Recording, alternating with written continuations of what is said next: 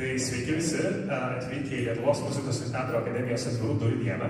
Džiaugiuosi jūsų tiek matydamas, džiaugiamės visi kartu, kad jūs domitės savo perspektyvomis studijoms ir atvykote čia tiek į šią diskusiją, tiek tikiuosi ir į vėliau vyksiančius renginius, kurie tikrai turėtų jūs ir supažinti šiek tiek su akademija ir būti lygiai tiek pat įdomus. Taip, matau, tas testuoja mikrofonus. Taip, tai mūsų atvirų durų dieną šiandien pradėsim nuo diskusijos. Ir mūsų diskusijos tema bus menas dirbtinio intelekto laikais. Tai šios diskusijos metu turėsit galimybę kartu su mumis dalyvauti toje diskusijoje, užduoti savo klausimus ir taip pat patys atsakyti į tam tikrus klausimus. Tam, kad tai galėtume padaryti, galite prisijungti prie slaidų, kuris yra ten parodytas, tai arba kodu, arba skenuojant QR kodą. Per daug detalių dabar neatskleisiu, bet pažadu, kad diskusijos eigoje tikrai turėsim visai įdomių veiklų. Na, o šiandien mūsų diskusijoje kartu su manim dalyvauja docentas Aidas Puodžiukas, fortepijono ir vargonų katedros vedėjas, pianistas, docentė daktarė Laima Budzinauskienė, muzikologijos katedros vedėja, taip pat docentė daktarė Aistė Bružaitė, liaudies instrumentų katedros vedėja, taip pat docentas Mantautas Krukauskas, kompozitorius, kompozicijos katedros dėstytojas ir studentų atstovas Laurynas Jakutis. Šiuo metu einantis studentų atstovybės viceprezidento pareigas. Tai džiaugiuosi matydamas diskusijos dalyvius, tikiu, kad turėsim visai smagų laiką šiuo metu ir tikiu, kad kyla didžiai daliai klausimas, kas tas dirbtinis intelektas ir kodėl mes apie jį kalbam.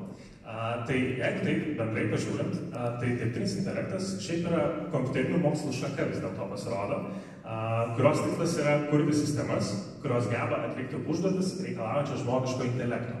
Tai jeigu taip paprastai kalbant, mes dažnai dirbtiniam intelektui iš esmės pateikiam kažkokį tai kalną duomenų, kuriuos jis išanalizuoja ir vėliau gali mums nešti įvairius rezultatus, vaisius ir panašiai. Tai vienas iš tokių dabar plačiai naudojamų variantų dirbtinio intelekto ir programų tai yra nuotraukų ir įvairių iliustracijų generavimas, kai dirbtinis intelektas gauna įvairių daug iliustracijų, kurios yra kažkaip apibūdinamos vienais ar kitais žodžiais. Ir paskui, kai mes parašom kokio paveikslėlio mes norim, mes gaunam kažkokį paveikslėlį, kuris yra visiškai naujai sugeneruotas ir niekieno nenaudotas iki tol. Tai norėdamas pailiustruoti šitą variantą, aš prieš mūsų diskusiją lygiai taip pat dirbtinio intelekto paprašiau, kad jisai mums sugeneruotų nuotrauką, kaip atrodo diskusija Lietuvos muzikos ir teatro akademijoje apie temą menas dirbtinio intelekto laikais. Tai galbūt Agne galėtų parodyti nuotrauką, tai dirbtinis intelektas įsivaizduoja mūsų diskusiją taip. 4 nuotraukas generavo visi labai rimti dėdės ir tetos, bet jeigu to, mes turim šiek tiek kitokią situaciją šiuo metu. Ačiū, Agne. Tai vis dėlto, kyla klausimas, kam iš mūsų teko naudotis dirbtiniu intelektu ir apskritai kokios jo panaudojimo galimybės. Tai čia ateina laikas ir jums papasakoti, ar jūs naudojatės dirbtiniu intelektu. Ir lygiai taip pat aš noriu diskusijos dalyvių paklausti. Ar teko naudotis dirbtiniu intelektu? Galbūt galite pakelti rankas tiek, kas naudojasi dirbtiniu intelektu. O, 4 žmonės naudojasi dirbtiniu intelektu. Tikėjausi tiesą sakant kitokį atsakymą. Pats pirmą kartą naudojasi dirbtiniu intelektu ruošdamas šiai diskusijai. Tvarkoj. Tuomet man įdomu, kokiose situacijose teko naudotis dirbtiniu intelektu. Galbūt galėtume pradėti nuo Aido Puodžiuko, gal galima mikrofoną. Labą dieną visiems. Labą dieną visiems. Smagu matyti gausiai susirinkusius šią salę ir labai tikiuosi kitais metais, ar nežinau, dar kitais jūs matyti šitam pastate daug dažniau.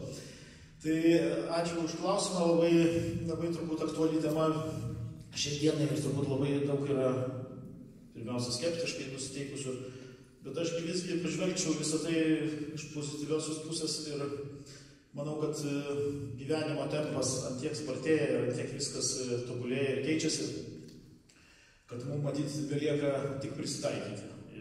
Ir manau, kad neturim daug laiko skirti apmąstymam, tai gerai ar blogai, bet manau, kad tiesiog reikia naudotis tomis galimybėmis, kurios mums yra suteiktos. Na ir taip, truputį, jeigu galiu įsiplėsti, aš galbūt kaip toks atlikėjiško meno atstovas, tai džiaugiuosi to, kad dirbtinis intelektas, matyt, tam tikrą prasme niekaip neįtakos atlikėjiško meno, tam tikrą prasme, kad visgi ta muzika yra atliekama gyvai koncertuose ir dėkui, kad dirbtinis intelektas, matyt, niekada nesugebės pakeisti žmogaus. Tai čia yra geroji pusė. Lygiai taip pat ir tas darbo procesas, einant iki tos scenos atlikėjui, dirbtinis intelektas, gal kažkas ir apsidžiaugtų, jeigu galėtų už mus atlikti tą kasdieninį darbą, pasiruošimą visą, bet dėja to irgi nesulauksime, nes tai yra vis tik tais reikalaujantis žmogaus dvasinių ir fizinių didelių galimybių darbas. Na va, o pats, jeigu taip trumpai, iš tiesų nėra, kad aš taip labai daug jo naudojasi, bet manau, kad tai yra labai iš tikrųjų sutaupantis laiką dalykas ir yra milžiniška pagalba atlikėjui. Pavyzdžiui, jeigu tu nori surasti informacijos ar apie kūrinį, ar apie kompozitorių, ar apie atlikėjus, ar kažkokią tokią susistemintą informaciją, tai vietoj to, kad, sakykime, anksčiau valandas reikdavo leisti bibliotekose ar fonotekose, ar netgi, sakykime, net ir kai prasidėjo internetas, net ir tai reikėjo rasti būdų ir galimybių surasti informaciją, tai dabar viskas yra po poros mygtukų paspaudimų ir tą informaciją galima tikrai greitai rasti ir sutaupyti labai daug laiko, jeigu taip trumpai neįsiplečiant. Ačiū. Tuomet, Laima, gerbama, kaip jums teko naudotis dirbtiniu intelektu? Tai laba diena visų pirma. Kadangi aš esu istorikė, mane visada domina ir nauji atradimai ir ypatingai susidomėjau GPT, būtent šituo naujų atradimų, kai jau jisai buvo toksai kontroversiškas, kai atsirado kalbos, kaip tai yra pavojinga, ką čia mes dabar darysim, ką reikia veikti, kaip mums nuo jo apsisaugoti. Tai, žinot, norint pažinti kažką, tai reikia visų pirma išsiaiškinti. Tai kadangi namuose turiu ir gimnazistę, ir studentę, tai tikrai esu nemažai susipažinusi su dirbtiniu intelektu, žiūrėdama į jį būtent iš tos pusės, kuri aktuali man, kaip surasti medžiagą ir taip pat kaip apsaugoti rašto darbus, nes viena iš pagrindinių užduočių man yra žiūrėti, kaip studentai ir moksleiviai rašo rašto darbus ir kartais bando pasinaudoti tuo, ko negalim. Bet galiu pasakyti, kad visą laiką žiūrint į tas naujoves, reikėtų nepamiršti, kad su jo mes turėsim gyventi, ką mums įrodo istorija. Atsiminkim, kad kokie bebūtų nauji kardinalūs istoriniai atradimai, jie dažniausiai buvo sutinkami su pasipriešinimu. Tiesa, iki inkvizicijų būdavo atkeliaujama. Tai lygiai taip pat ir dabar mes turėtume suklusti, pasižiūrėti ir paimti iš jo, kas yra labai gero. Norėčiau pratęsti Aido mintį dėl medžiagos paieškos. Man atrodo, kad čia nėra nei vieno moksleivio, kuris nesinaudoja paslaugomis dirbtinio intelekto, visi ieško, bet jeigu įgudusiai žiūrim, kas yra surasta ir pateikiama, vis dėlto labai atskiriam, kad rašo tikrai ne žmogus, o dirbtinis intelektas. Kitas dalykas, jūs pažaiskit su juo, kai norėdami surasti informacijos apie lietuvių kompozitorius. Pavyzdžiui, įveskite Mindaugo Urbaičio baletą Procesas. Ką jums parašys? Labai įdomus atsakymai. Mes dar šiandien pažaisime su šiek tiek žinomesnio kompozitoriaus kūriniu. Tai taip. Tiesą sakant, 17% čia dalyvaujančių atsakė, kad nesinaudoja niekada dirbtiniu intelektu. Tai vis dėlto dar yra tokių žmonių, kurie yra nesinaudoja. Pasinaudokit, labai įdomu. Iš tikrųjų, kaip internetinė paieška, tai yra fantastiška. Yra tikrai labai patogu, galima labai daug rasti, bet turit būti atsargus, nes jis ir klaidina. Galėsiu ir pikantiškų istorijų papasakoti. Dabar perduotų turbūt Aistei. Ačiū. Dar kol kas ne Aistei, aš dabar paprašysiu Lauryno, kad Laurynas atsakytų. Iš studentiškos pusės galbūt irgi teko naudotis dirbtiniu intelektu, o jeigu ne iš studentiškos, tai tada iš kokios?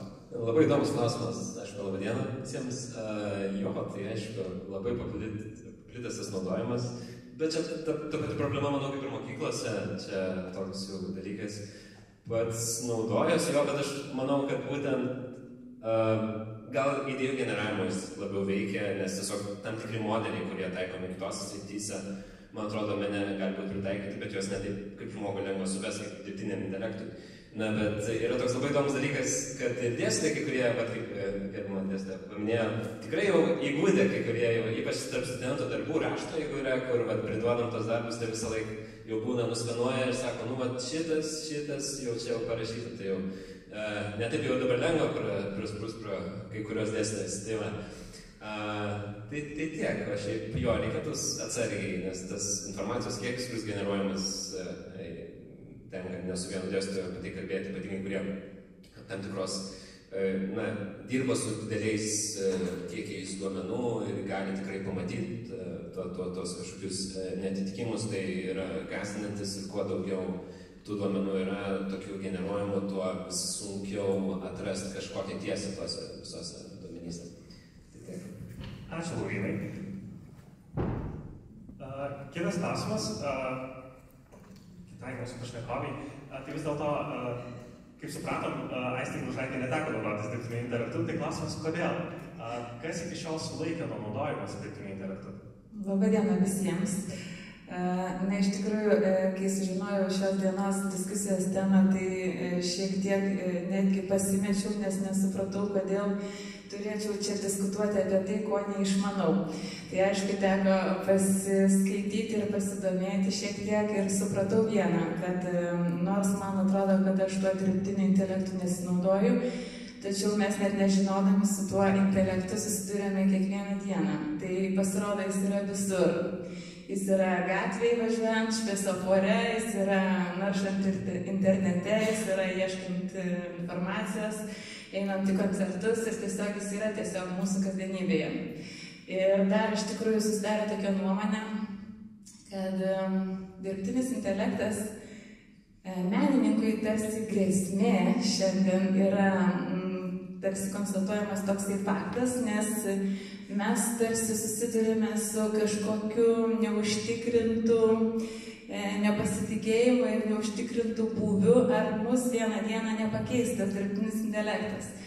Nes, kaip supratau, dirbtinis intelektas neserga, nesijaučia blogai, neturi savo norų, jam nereikia daug laiko kažkam pasiruošti, jeigu jis turi kažkokią savo informaciją tam tikrą paruoštą, tai jis gali padaryti viską geriau už mus. Ir kaip Aidas minėjo, kad nepakeis tarsi emocijos, čia reikia labai daug žmogaus indėlio ir pasiruošimo, bet pasirodo, kad jau taip viskas yra pažengę ir berods, jeigu gerai atsimenu, nuo 2017 metų paruošta kažkokia jau ypatinga programa, kuri keičia menininkus ir tas dirbtinis intelektas gali pasirodyti kiekvieną kartą kitaip, su savo emocija, gali nutapyti darbus, piešinius tokius, kurie verti daug daugiau negu tikrų menininkų. Ir nežinau, o kaip aš juo galėčiau pasinaudoti iš tos atlikėjiškos pusės, tai čia turbūt kita tema, ką galima įtraukti, parodyti, priderinti ir padaryti kitaip, tai čia nuo kiekvienos turbūt asmenybės priklauso. Tikrai taip. Ačiū, Aiste. Dabar turiu kitą klausimą. Mūsų tarpe pašnekovų sėdi žmogus, kuris visai neseniai parašė operą, naudodamas dirbtiniu intelektu, arba tiksliau atkūrė operą. Tai man tai vis dėlto, gal galėtum pasidalinti savo patirtimi ir papasakoti, kaip sekėsi rašyti muziką, naudojantis dirbtiniu intelektu. Ir ar dirbtinis intelektas gali kurti muziką? Kaip šitoje situacijoje? Kas nutiko ir kaip ta opera rašėsi, koks visas procesas atrodo? Taip, sveiki. Dirbtinis intelektas yra iš tikrųjų sukurtas arba kuriamas žmogui tyrinėjant save. Kitaip tariant, dirbtinis intelektas pačia paprasčiausia prasme yra tiesiog algoritmas. Mes dabar dirbtinį intelektą tą terminą tapatinam su neuroniniais tinklais, nes jie yra naujausias, kiečiausias algoritmas šioje srityje. Iš tikrųjų tai yra tiesiog lygiai toks pats įrankis, kaip ir paieškos varikliukai internete, kaip kažkada būdavo bibliotekose vietoj paieškos varikliukų stalčiukai su kortelėm, ar ne? Tai kai ką galima padaryti greičiau ir efektyviau. Tai yra įrankis, kurį galima naudoti tam tikro proceso etapo dalyje. Ir tai yra įrankis, kurį galima naudoti savęs pažinimui taip pat. Taip, iš tikrųjų, dirbtinio intelekto tie algoritmai, mašininio mokymo, jie gali generuoti kažką tais naujo, remdamiesi tuo, kaip jie yra apmokyti arba ką jie žino, ar ne. Bet kita vertus, kaip kolegos jau ir minėjo, vis tiek apmoko tai juos žmogus, vis tiek remiasi kažkuom, ką žmonės sukūrė. Ir pavyzdžiui, jeigu dabar taip kalbėti, kaip sekėsi, sakykime, taip, mūsų tikslas buvo sukurti ankstyvojo baroko stiliaus operą pagal neišlikusi libretą, muzika yra neišlikusi. Ir aišku, tą galima daryti ir be jokio dirbtinio intelekto, ir ne tiesiog išmanomis gerai iš to laikotarpio. Iš viso šiaip muzikos nėra išlikę daug, net apie 20-30%, bet iš Monteverčio laikų, taip grubiai paėmus. Bet vis tiek yra specialistai, kurie tą žino, kurie gali pagal tą stilių kažką tai sukurti. Naudoti dirbtinį intelektą yra tam tikra prasme šiuolaikiškai įdomu, nes tai yra tam tikras statistinis modelis ir to pačiu konceptas, jeigu taip galima sakyti. Nes jeigu mes jį apmokam tą muziką, kuri iš tų laikų išliko, jisai sugeneruoja kažką galbūt iš paralelinės realybės. Jis yra šiek tiek keista, bet vis tiek panašu į tų laikų muziką. Ir tai yra turbūt įdomiausia, tai yra 21 amžiaus technologijos. Bet yra kitas dalykas, kad vis tiek žmogus daro sprendimą, kuris taktas tinka, kuris netinka. Pavyzdžiui, vien apsispręsti, kaip jį apmokyti ir paskui kai kuriais atvejais generuoti kokį 50-60 kartų, kol gauni pirmą taktą, kuris tinka tiek stilistiškai, tiek daugiau mažiau mano asmeniniam skoniui kaip žmogui. Tai vis tiek yra lygiai toks pats darbas, kaip ir darbas su savim, su savo pasąmonė, kai tiesiog sėdi su partitūra, pieštuku ir kažką parašai ir galvoji, ar tau tas tinka ar ne, ir galvoji, kodėl. Žaidimas toks. Tai tiesiog dar vieni kauliukai, su kuriais galima žaisti. Tikrai taip. Dar viena technika kompozitoriui, su kuria galima turbūt žaisti lygiai taip pat. Ačiū, Mantautai. Norėjau dar paklausti šiek tiek iš kitos perspektyvos, docentės Laimos Buzinauskienės. Kaip manot, ar atsiras ateityje, o gal jau yra galimybė dirbtiniam intelektui savarankiškai analizuoti muziką, muzikinius kūrinius ir papasakoti mums apie ką jie yra, iš ko jie susideda ir panašiai? Tai žinoma, kad atsiras, nes vis tiek viskas tobulėja, keičiasi. Dabar jau minimaliai gali paaiškinti apie formas labai primityvės, jeigu jūs paklausite kažkokio tai kūrinio formos, kas sudaryta kokiai tonacijoje, jums viską pasakys. Bet tiesiog yra specifika, dar kol kas jisai nėra toks tobulas, kad mes neatskirtume tos pačios kalbos, kaip yra pateikiama. Ir jeigu tu matai išanalizuotus kūrinius, 10 kūrinių ir vienas iš karto kelia įtarimą, nes yra labai specifinė kalba. Tai be to kol kas taip. Bet aš vėlgi tai žiūriu, gal ir gerai, kad pateikia tas visas analizės. Tu tada automatiškai iškart gauni tą informaciją, kurios ieškai. Dėstytojam ir mokytojam yra užduotis duoti užduotį taip, kad net ir intelektas, tas jau dirbtinis, vargtų ir galbūt net nesusitvarkytų. Tau reikėtų pačiam ieškoti kažkokių tai, nes jeigu pateiksi taip, kaip randi ekrane, gali parašyti 100 kartų blogiau, negu pats bandysi analizuoti. Tai aš įsijausdamas į tokią, nežinau, dėstytojo turbūt rolę, uždaviau dirbtiniui intelektui užduotį išanalizuoti, kokias muzikos retorinės priemonės naudoja Francas Schubertas savo dainoje Štetė, serenadai. Tai, kad visi žinotumėm, apie ką kalbam, galbūt galėtume pasiklausyti dainos įrašą, pirmos minutės bent jau.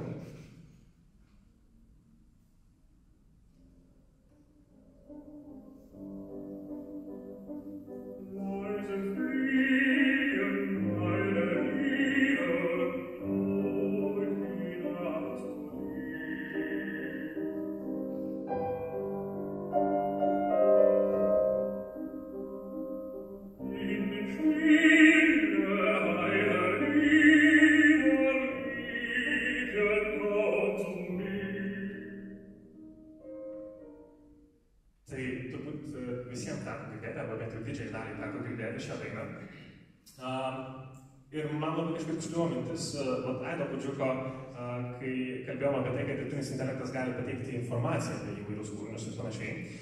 Tai štai ką dirbtinis intelektas rašo apie šį kūrinį.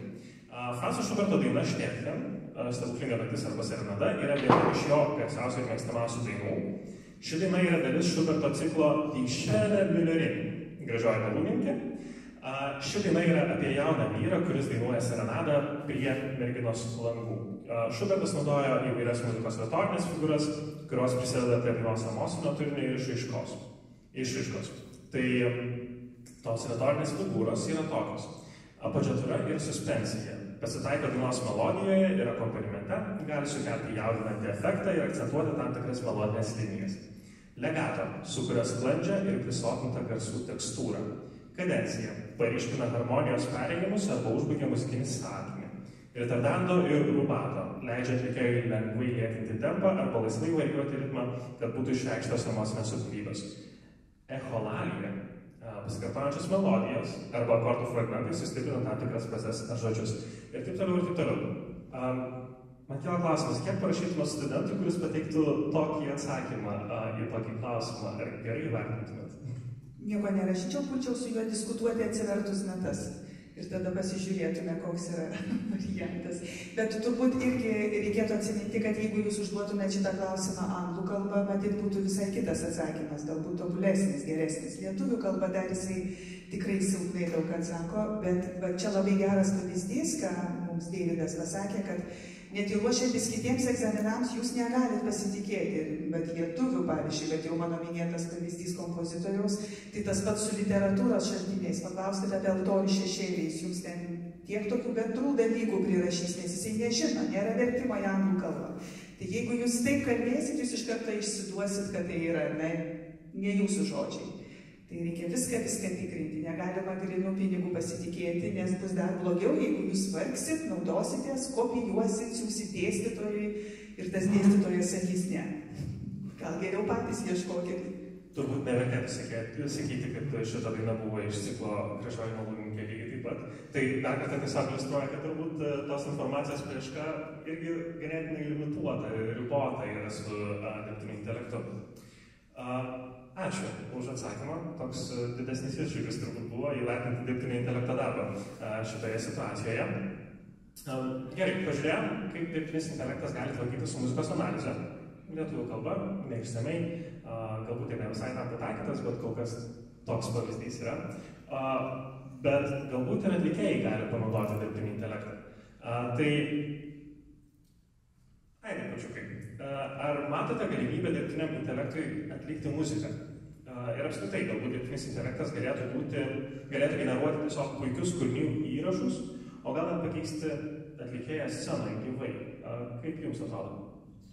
Tai aš kaip ir buvau užsiminęs, aš manau, kad tas sintetinis muzikos atlikimas, grinai toksai įrašo prasme arba studijinis, tai jis tikrai įmanomas, be jokios abejonės, nes technologijos eina į priekį milžiniškais žingsniais ir matytis, galbūt dirbtinis intelektas kai kuriais atvejais galės arba gebės net kažkokius išgauti garsus, kurių niekada negalės išgauti gyvas instrumentas ar gyvas žmogus. Viena vertus, bet visgi scenoje aš nematau niekaip, kaip tai galėtų pakeisti gyvą atlikimą ir gyvą grojimą, lygiai taip pat žmogaus su žmogum bendravimą, sakykime, mūsų srity kaip pedagoginis darbas su žmogumu arba meistriškumo kursai, kaip profesorė Rada. Šito niekaip neįsivaizduoju, kaip tai galėtų pakeisti ir tam pavojaus aš tikrai nematau, nes tai yra absoliučiai gyvas organizmas ir kiekvienas mes esame labai individualus, o vis tik reikia nepamiršti, kad dirbtinis intelektas, kaip ten bebūtų, tai yra mašina. Galbūt Aistė Bružaitė turi dar ką pridėti šiuo klausimu? Iš dalies sutinku su Aidu. Aš manau, man čia patinka viskas, kas nauja, patinka iššūkiai ir aš tikiu, tikrai, kad galbūt vieną dieną aš pagrosiu duetu su dirbtiniu intelektu. Tikrai. Manau, kad viskas yra įmanoma ir reikia tik tais kažkokių idėjų ir norų ir iliuzijų, ką tu gali padaryti. Dėl dirbtinio intelekto pasirodymo scenoje, kiek teko pasidomėti prieš šią diskusiją, iš tikrųjų pasirodo tokie koncertai vyksta ir surenka milijoninės auditorijas ir jie bendrauja su publika ir pasirodo net ir emocija jau yra gyva. Tai aš supratau vieną, kad iš tikrųjų mes dar nieko nežinom kol kas ir iki mūsų tas netėjo. Ir aišku, aš esu laiminga dar ir dėl to, kad kanklės ir birbynės lietuviškus instrumentus turbūt tai palies paskutinius, nes iki šiol mes neturim Sibelijui dar kanklių ir birbynės tembro. Taip, kad mes tikrai dar turim laiko atsiskleisti scenoje. Bet aš neatmetu galimybės, kad gali išsipildyti visas prognozes, ką mes matome fantastinėse filmuose. Aš tikiu, kad mes galime išvysti ir akademijos scenoje dirbtinį intelektą vieną dieną. Galbūt scenoje išvysim, o galbūt išvysim scenoje dirbtinio intelekto pagalba paruoštus muzikantus. Aš uždaviau dirbtinio intelekto šiek tiek kitokį klausimą šį kartą, labiau atlikėjišką. Aš dirbtinio intelekto paprašiau patarimų, ką reikėtų daryti pianistui, ruošiant Vytauto Bacevičiaus fortepijono koncertą numeris 1, koncertą fortepijonui ir orkestrui. Tai užtikau internete netyčia, kad docentas Aidas Puodžiukas yra atlikęs šį koncertą ir yra garso įrašas atliekęs šį koncertą. Tai man įdomu, ar pasinaudotumėte tokiais dirbtinio intelekto patarimais. Tai dirbtinis intelektas siūlo studijuoti kompoziciją ir stilių. Rašo, kad reikia gerai suprasti kompozicijos struktūrą, įsigilinti į Bacevičiaus muziką ir suprasti jo individualų kompozicinį būdą, harmonijos sprendimus ir ritminės ypatybės. Taip pat dirbtinis intelektas patiria suprasti partitūrą, kad reikėtų detaliai analizuoti fortepijono partiją ir jos sąveiką su orkestru. Lygiai taip pat dirbtinis intelektas siūlo atkreipti dėmesį į techninius iššūkius, su kuriais susidursite. Taip pat ragina atkreipti dėmesį į dinamiką ir interpretaciją. Stenkitės kuo išsamiau interpretuoti kiekvieną frazę ir sukurti turtingą dinaminę paletę. Tai yra dar daug kitų patarimų. Lygiai taip pat dirbtinis intelektas skatina atlikti tai, ko pats kol kas negali. Tai yra atkreipti dėmesį į jausmingumą ir emocinį ryšį. Koncertas numeris 1 gali turėti gilių emocinių atspalvių. Ir Bacevičiaus muzikoje dažnai svarbu perkelti jausmingumą ir įsitikinimą į atlikimą. Jums kaip atlikėjai, ar padėtų tokie patarimai dirbtinio intelekto? Galbūt studentai galėtų ruoštis ir egzaminams, naudodamiesi dirbtinio intelekto patarimais? Na, sunku ginčyti su dirbtiniu intelektu. Dauguma pasiūlymų jie buvo labai teisingi, bet aš galbūt, nežinau, aš taip labai paprastai gal pasakysiu, kad bent jau ir kur aš naudoju šią akimirką tą dirbtinį intelektą. Matyt, kiekvienas iš mūsų kažkurios srityje jaučiamės truputėlį stipresni ir yra dalykų gyvenime, kur galbūt mums kažkas, sakykime, ar lėčiau, ar sunkiau sekas, ar trūksta idėjų. Tai mano nuomonė, kad galbūt dirbtinis intelektas tai yra gera pagalba būtent tas spragas užkamšyti ir ieškant pagalbos ten, kur mes tos informacijos stingam ar jaučiame silpniau. Bet kalbant apie Bacevičiaus koncertą atlikimą, tai, visi šitie klausimai turbūt nereikėtų man dirbtinio intelekto, kad aš juos žinočiau, kad man reikia atsakymų pačiam. Bet gal išskirčiau vienintelį, kur sakykime, čia jau matosi, kad yra dirbtinio intelekto pasiūlymas, tai yra techninių, kaip ten buvo, atlikimų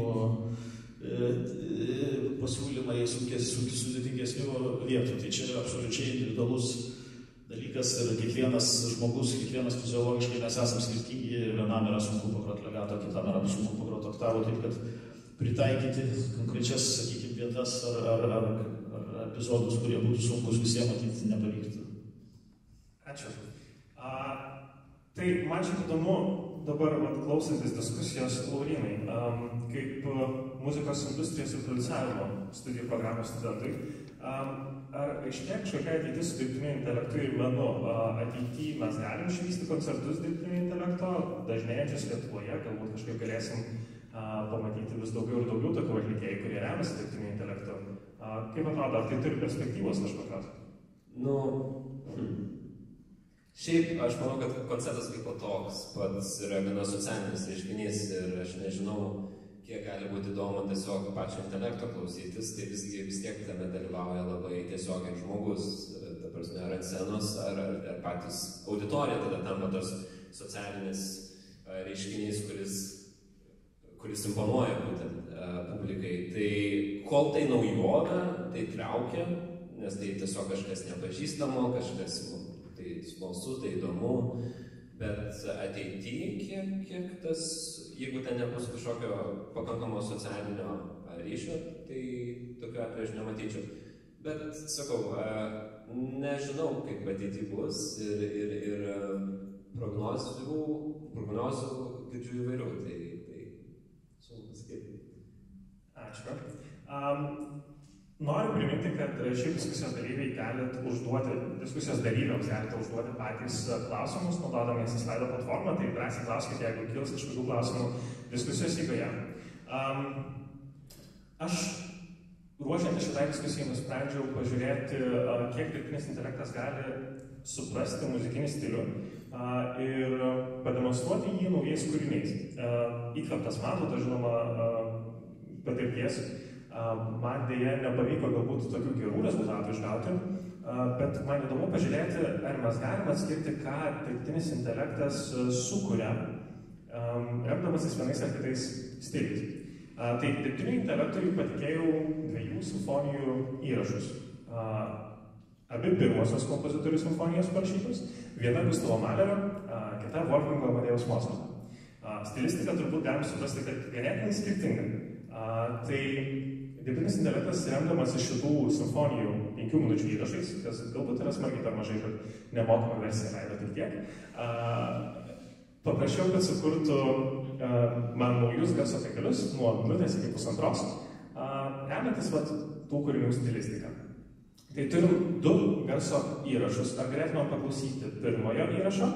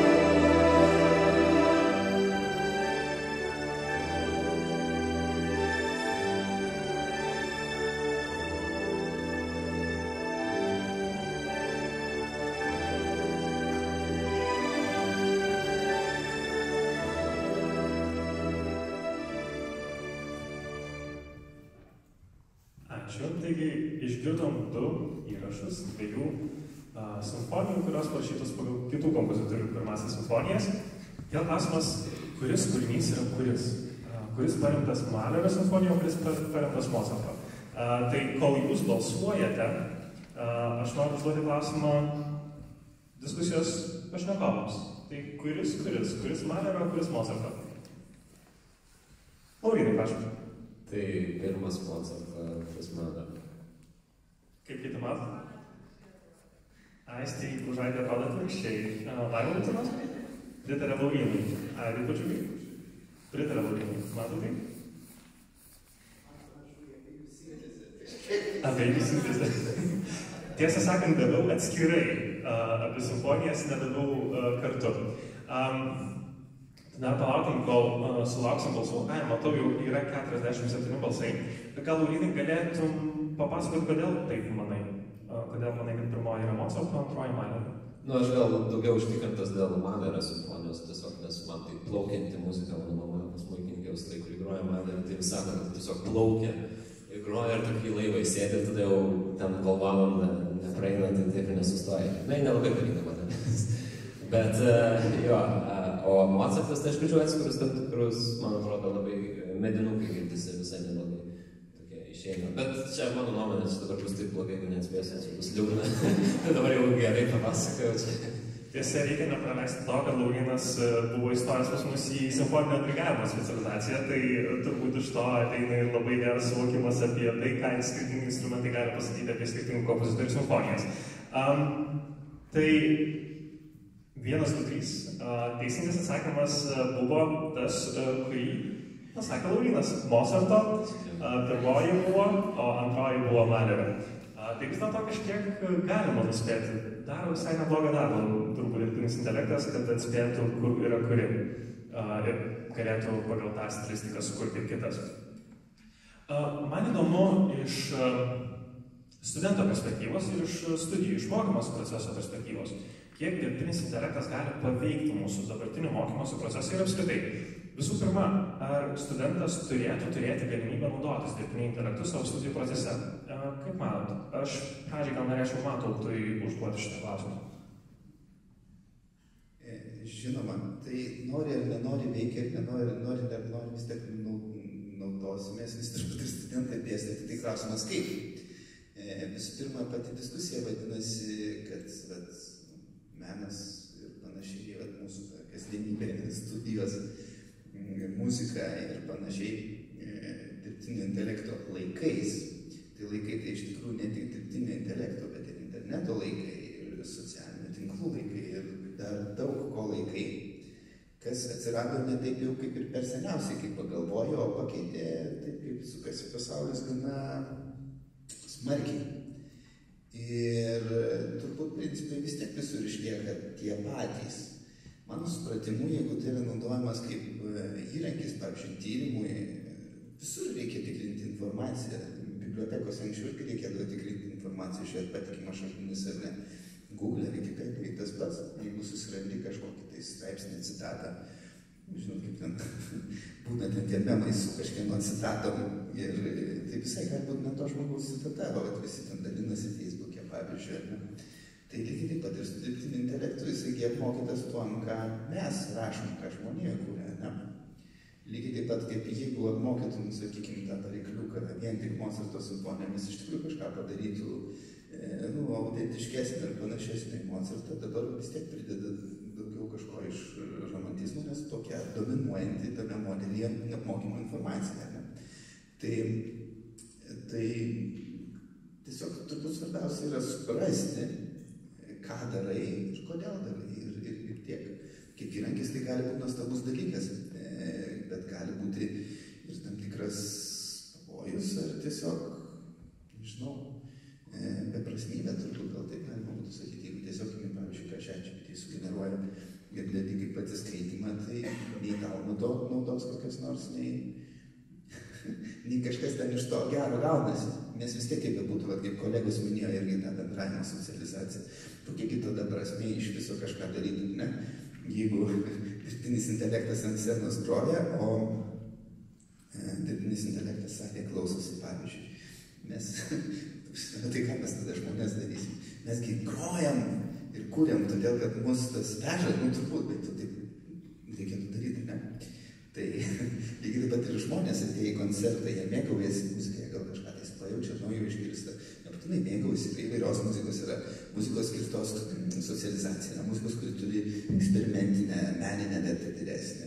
Yra muzikos, kuri yra labiau komercinė, sakykime, visiems daugiau suprantama, skirta pramogai ir viskam yra sava vieta ir laikas, bet tai yra visų pirma skirta žmonėms. Tai yra esminis klausimas, kodėl aš studijuoju, kodėl aš mokausi, ne tam, kad pažymį ir diplomą gaučiau, ne, o tam, kad nuveikčiau kažką gražaus gyvenime. Ačiū. Tiesą sakant, toliau tęsant šitą klausimą, apskritai kaip studijų procese galima naudoti dirbtinį intelektą, yra vienas klausimas, ar jums nėra kraupu, ar šiek tiek baisu, ką gali padaryti dirbtinis intelektas šiais laikais. Kaip manote, kokia dirbtinio intelekto ateitis? Aista Bužaitė minėjo, kad dirbtinis intelektas šiuo metu gali būti sutinkamas ir šviesoforuose, ir gatvėse, ir panašiose situacijose. Tai mes matom, kad dirbtinis intelektas kartais perima labai daug funkcijų. Ir iš tikrųjų, ar nėra kraupu, ką gali padaryti dirbtinis intelektas šiais laikais? Gal perims ir visą mūsų studijų procesą. Tai kaip su tuo dirbtiniu intelektu studijose ir apskritai nėra baisu, ką jis sugeba? Iš tikrųjų, nepasakysiu turbūt tiksliai ir aiškiai, kaip bus, nes turbūt negali to atsakyti nei gerbiama prorektorė čia stebinti mus. Iš tikrųjų, kai pasidomėjau, kiek mes esam šiandien paveikti dirbtinio intelekto, tikrai, kaip ir pačioje pradžioje minėjau, pajūti tą tokią kabutėse grėsmę, nes nežinai, kaip bus, nes pasirodo dirbtinis intelektas visur, mes einam į polikliniką, jis medicinai, mes naudojamės mieste navigaciją, jis ir ten pasirodo yra, ir tik mes tiesiog neatkreipiam į tai dėmesio, o dėl konkrečiai mūsų studijų muzikos akademijoje kartais apskritai kyla toksai tokia tarsi idėja, tokia teorija, kad šiais laikais studentai tiek daug žino ir tiek daug turi galimybių čia ir dabar viską sužinoti ir susirasti, tada iš viso kyla klausimas, kam jiems tie dėstytojai reikalingi.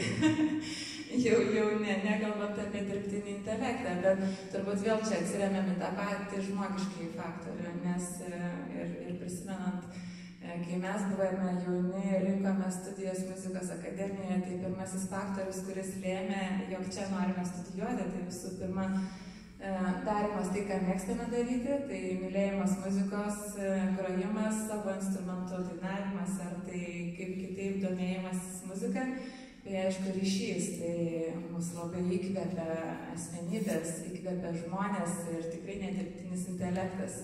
Ir manau, bent jau kol kas dirbtinis intelektas, kaip ir minėjo visi pašnekovai, tai turėtų būti kaip pagalbos įrankis. Ir jokiais būdais tai neturėtų pakeisti mūsų. Tai turbūt tiek galime įsivaizduoti, kas šiandien darosi su juo. Ačiū. Mūsų žiūrovai diskusijos juokis tikrai ne iš jūsų atsakymo, iš klausimo, ar dirbtinis intelektas gali padėti parašyti harmonijos pratimą. Klausimas. Šitą datą šiaip norėčiau užklausti ir apskritai, kaip padaryti, kad dirbtinis intelektas nekenktų, o padėtų studijoms apskritai mūsų gyvenime. Galbūt šiuo metu siaulai pamastykim vieną apie studijas, tai klausimą užduosiu tada gerbiamai Laimai Buzinauskienei. Kaip padaryti taip, kad dirbtinis intelektas mums studijose padėtų, o ne kenktų? Kad mes turėtumėm įsisavintumėm žinias, o ne tiesiog plikai naudotumėm dirbtinio intelektu. Aš turbūt pasikartosiu, aš oponuoju matyti Aistei.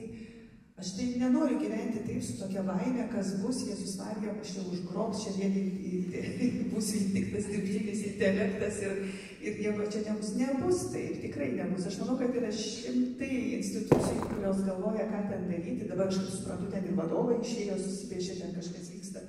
Tai, žodžiu, procesas vyksta labai natūralus, dirbtinis intelektas yra šalia mūsų, su juo tikrai turim gyventi, o studijų procese mes tikrai stengiamės ir fiksuojam visas įmanomas galimybės ir tikrai yra užduočių surasti kažką tai. Kartais net specialiai duodam dėstytojai tokias užduotis, kad pasižiūrėti, kaip studentai dirba. Čia galbūt irgi kolega pasakys, kartais duodam tokias užduotis, kad iš karto po to, kai gaunam seminaro atsakymus, pasižiūrim ir automatiškai nuskenuojam jaunimą ir po to sakom, kad yra pagrindinės dalykas, kurį mes visi pamatiniai žinom, tai vienas iš Dievo įsakymų nevok. ir jokio skirtumo, iš kur tu vagi, ar iš dirbtinio intelekto portalo, ar iš interneto platybių, ar iš seno gero tinklapio šaltiniai LT. Tai vis tiek, jeigu jūs paėmat, duodat, inicijuojat savo į tokias mintis leisti savo tą daryti, tai žinoma, kad jūs tiesiog patys nusižengėt savo visom moraliniam vertybėm. Kitas dalykas, studijų procese kažką tai surasti, greitai susisteminti, padaryti, tai yra labai naudinga. Bet jau radus tuos įrankius, galima juos labiau panaudoti po to, man atrodo, savo autorinėme darbe. Tai naudotis visais įrankiais galim, taip pat kaip knygom internetu, taip ir dirbtinio intelekto keliu. Bet reikia jau tada miksuoti, žaisti. Ir žinoma, nepamiršti, kad egzaminai vis tiek vyksta be galimybės prisijungti prie interneto. Tai jeigu jūs visą laiką jungsitės ir kažką tai falsifikuodami siūsit, jūs sudegsit per egzaminus. Taip, šiaip stebint apskritai, dirbtinį intelektą dabar vykstanti tokia tam tikra panika, dėl to, ką jis gali daryti su mūsų mokslu, su mūsų studijomis ir panašiai. Kyla klausimas, šiaip mes tos panikos turėjom ir anksčiau, ir kai internetas atsirado, turėjom tam tikros panikos. Aš labai mielai klausausi istorijų, turbūt viena populiariausių istorijų iš dėstytojų, kurie patys yra baigę akademiją, yra kaip jie muzikos istorijos klausimo testams ruošdavosi fonotekoje. Kai būdavo toks mažas kambarėlis su daug plokštelių ir klausydavosi visi tame mažam kambarėlyje. Ir galėdavo pasiklausyti galbūt po vieną kartą to kūrinio, kurį paskui reikės atpažinti teste. Tai matom, kad šiais laikais viskas keičiasi. Mes turim interneto prieigą, mes galim to paties kūrinio klausytis daug kartų ir žymiai lengviau tam pasiruošti. Tai lygiai taip pat turbūt dabar irgi susiduriam su tokia situacija, kai šiuo metu mes turim vienas priemones ir vienus metodus, kaip mes ruošiamės atsiskaitimam, kaip mes ruošiamės apskritai, kaip mes įsisavinam medžiagą ir ateinančiam laikotarpyje viskas keisis ir galbūt tas dirbtinis intelektas padarys labai nemažai įtakos tam, ką mes toliau darysim. Tai čia yra dar vienas klausimas, jei dirbtinis intelektas yra skirtas palengvinti ar atlikti sunkius darbus ar užduotis, tai ką muzikantai skirtų daugiau laiko. Ir iš mano pusės irgi yra klausimas apskritai, technologinis progresas, ar jisai skatina mažiau mokytis, o galbūt kažkaip kaip tik keičia ir skatina mokytis kitaip. Ir lygiai taip pat ir muzikantui galbūt jisai gali išryškinti kažkokias kitas svarbias funkcijas, kurios yra neatsiejamos nuo žmogaus ir kur tik jis gali tas funkcijas atlikti. Tai vis dėlto dirbtinis intelektas ar turi kaip jis padėti mums tiesiog, kaip keisis studijų procesas, kaip keisis muzikantų gyvenimas ateityje. Kokios yra tos funkcijos, kurias dirbtinis intelektas, kur niekaip nepakeis. Galbūt galėtumėm nuo Aido pačių pradėti ir tada matau tų klausimų. Tai aš manau, jisai iš tikrųjų sutaupo galbūt daugiau laiko, negu kaip jūs minėjot, kad anksčiau mes fonotekoje klausydavom ir dar kol sulaukdavom, kol mums uždėdavusias plokšteles, tai būdavo tikrai sugaištama labai daug laiko. Lygiai taip pat besiruošiant bet kokiom ar pamokom ar paskaitom, kai buvo viskas neskaitmenizuota, tai be abejo mes daugiau laiko sugaišdavom pačiam studijų procesui. Dabar aš dar klausydamas prieš tai tą pokalbį, tai aš manau, kad tai yra neišvengiama ir tai galima, aišku, su humoru paskirstyti didelis dirbtinio intelekto žalą arba naudą. Tai aš manau, mokiniai ir studentai tai džiūgauja turbūt ir džiaugiasi, kuo jis labiau tobulėja, bet tai yra, aišku, didžiulis skausmas ir sunkumas dėstytojams. Gebėt kažkaip tai išlaviruoti, kad vis tik išmokyti jaunus žmonės savarankiškai mąstyti, ieškoti informacijos, galbūt daugiau domėtis, skaityti. Tai va, nes pasiekiamumas lengvėja. Tai va, kita vertus, jeigu tai paėmus, vėlgi aš net galvoju, tai kartais netgi gali būti irgi ne minusas, bet žmogus, ieškodamas dirbtinio intelekto pagalba informacijos, jisai vis tiek ją įsisavina, vis tiek ją perskaito, vis tiek informacija pasilieka. Tai kažkaip reikia, galvoju, išvelgti pliusų. Tai va, grįžtant prie jūsų klausimo, tai grinai tokiai atlikėjiškai pusiai, tai dirbtinis intelektas, kaip jau pradžioje minėjau pokalbio, bent jau aš savo asmeninę nuomonę, kol kas manau, kad jis niekaip nekenkia, o pagalba yra ta, kad tikrai atlikėjas turi daug daugiau laisvo laiko, kurį gali planuoti ir kurį turi realiai fiziškai praleisti su instrumentu ar su balsu ir galų galia fiziškai laikyti koncertus. Galbūt vienintelis minusas, dabar atėjo mintis, kur aš, sakykime, dabar kaip vadovaujantis katedrai truputį visą laiką nusiviliu. Tai kai vyksta ar koncertai, ar kažkokie meistriškumo kursai, tai aš tiesiog pasigendu gyvų žmonių salėje arba klasėje ar auditorijoje. Tai matyti dirbtinis intelektas ir tas, aplamai, netgi čia anksčiau, turbūt interneto, YouTube visų prieinamumas, manau, kad irgi prie to sparčiai prisideda, nes dabar net ir konkursus galima klausyti atsisėdus patogiai fotelyje prie ekrano ir nebūtinai gyvai salę. Tai va čia tokį išveikčiau kaip minusą visų technologijų, bet visą kitą, jeigu tinkamai ir teisingai linkme naudojant, tai manau viskas lengvina mūsų gyvenimą. Ačiū. Turim šiaip visai nemažai klausimų iš auditorijos, tai galbūt dar mato, tai galėtume trumpai atsakyti į klausimą ir papildyti, ko norėt. Ir paskui galėsim peržiūrėti toliau klausimus, tai kadangi norėjot atsakyti šį. Šiaip visi klausimai, ar gali, tai taip, techninės galimybės tokios yra, tiesiog turi kas nors programuoti būtent tokį modelį, kuris gali parašyti pagal tam tikras taisyklės harmonijos uždavinį, nors prispėjau tie netgi porą viešai prieinamų greičiausiai turėtų tą neblogai sugebėti padaryti, nes visgi, ta mokyklinė klasikinė harmonija, yra principė viso ko pagrindas, kas yra konvencionali muzika, sakykime.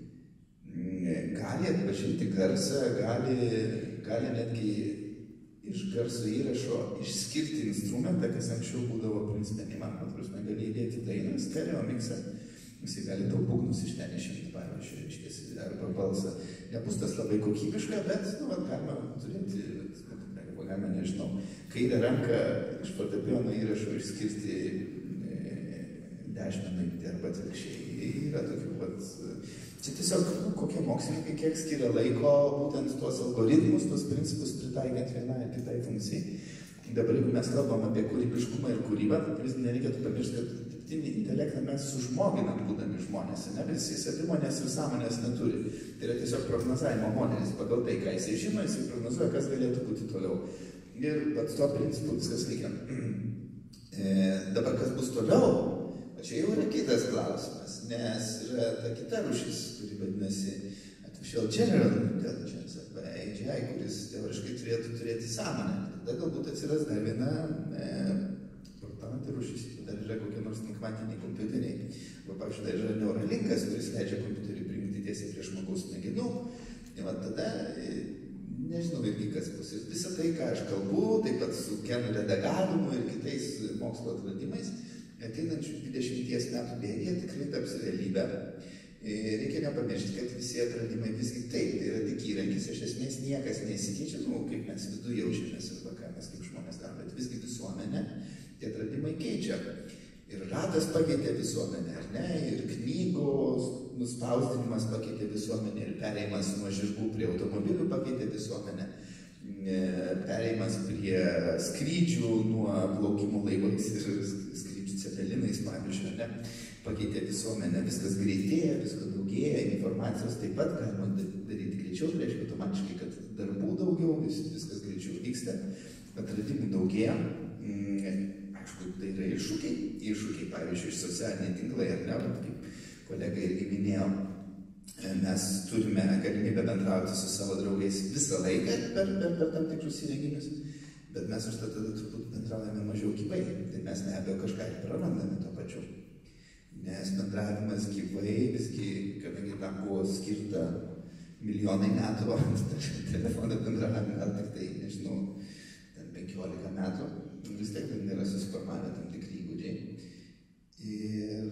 Bet tai yra įdomu galbūt, bet iššūkių taikytis, kaip pagalvoja, ar ne? Kūrybiškumas turbūt nekentės, nes kūrybiškumas yra pagrindas apskritai žmogaus gyvenimo ir funkcionavimo.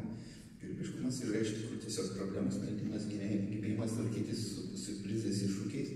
Ir menininkai paprastai tą neblogai gali daryti ir tuo, beje, yra šalutinė meno studijų tokia kaip šalutinis efektas ir šalutinis poveikis, nes treniruojam smegenis muziką, paskui tą galima pritaikyti ir kitiem dalykam.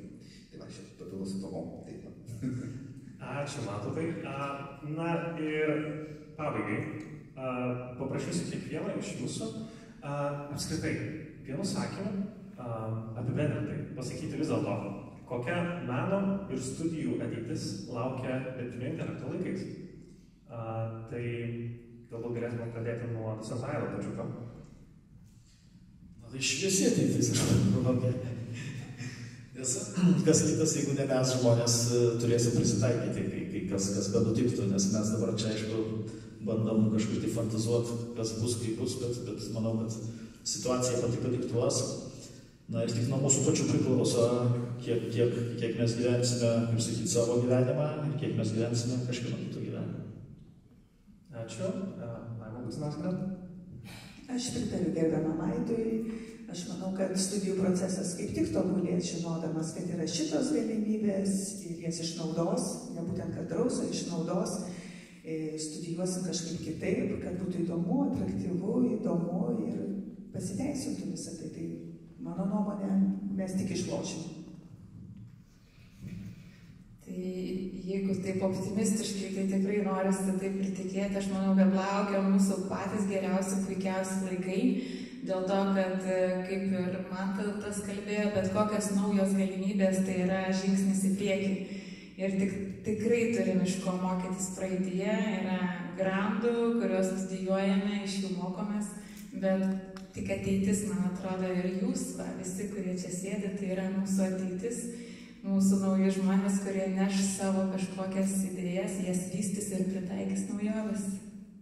Ačiū. Mantautai, leisim atsakyti jums dviem sakiniais, kadangi yra dar klausimas, ar ateityje galėtų atsirasti kompozicijos su dirbtiniu intelektu mokslo pakraipa, galbūt studijų programa, ar kažkas panašaus. Iš tikrųjų, tai yra tiesiog jau vienas iš būdų kurti, jau dabar tą galima daryti norint, studijuojant. Mes visus kompiuterius ir algoritmus ir galimybės turim. Be abejo, jie progresuos toliau. Tai ta galimybė kaip ir yra kažkiek, tai sakykime taip, aš to neišskaičiau kaip čia dar yra galbūt per siauras dalykas, kad jam galima būtų skirti atskirą studijų programą, bet savo kūryboje naudoti tą galima teisingai darant. O dėl ateities, tai ateitis įdomi, bus pilnas žvaigždžių, žiūrėsim, kas bus. Ačiū, Mantautai.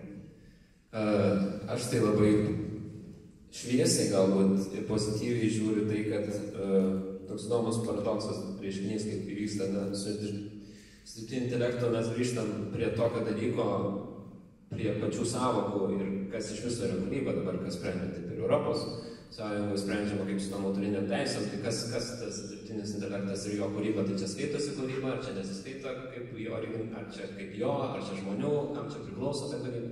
Tai jeigu mes galim tarpusavyje apsitarti ir nuspręsti tiksliai apibrėžti vėl iš naujo tą sąvoką, kas yra kūryba, nes toj pačioj akademijoje dar neaišku, taip atrodo, tartum mes galėtumėm kažkaip apibrėžti ją, bet pakalbėsiu su vienu studentu, tai jam kūryba yra, aš atsisėdu, sukomponuoju kažką ir va, čia kūrinys. Kitam tikrai daug tokių, kurie tiki, kad kartais tiesiog nusileidžia iš dangaus kažkas vakare, kai jie ten klasiai groja, bet jie suprato, kaip ten. Ir tikrai, kuomet tarpusavę susitarsim, jeigu susitarsim, tai tada aš manau, kad tikrai laukia gana... Manau, kad tai yra gerai, intelektas labai tokia didelė problema išspręsti iš viso kūrybos prasme, kas tai yra kurti. Ačiū, Laurimai. Dar kol mes čia analizavom, kokia bus ateitis su dirbtiniu intelektu, publika atsakinėja klausimą, ar meno pasaulyje atsiras vietos dirbtiniam intelektui. Tai 55% šiuo metu atsakė, kad taip, 45% atsakė, kad ne, esam konservatyvūs menininkai vis dėlto. Tai iš tikrųjų noriu padėkoti diskusijos pašnekovams už šviesą ateitį piešiamą dirbtinio intelekto kontekste. Diskusijos dalyviams, pašnekovams taip pat turim ir dovanėlių paruoštų. Labai dėkojam, labai džiaugiamės, kad dalyvavote diskusijoje su mumis. Iš tikrųjų įdomi tema, kuri turbūt niekada nebus išsenkanti šiuo metu ir dabar dar kurį laiką tikrai dažnai ją diskutuosime ir žiūrėsim, kaip galėsim ir savo studijų procese panaudoti dirbtinį intelektą. Tai labai ačiū Jums. Dar kartelį,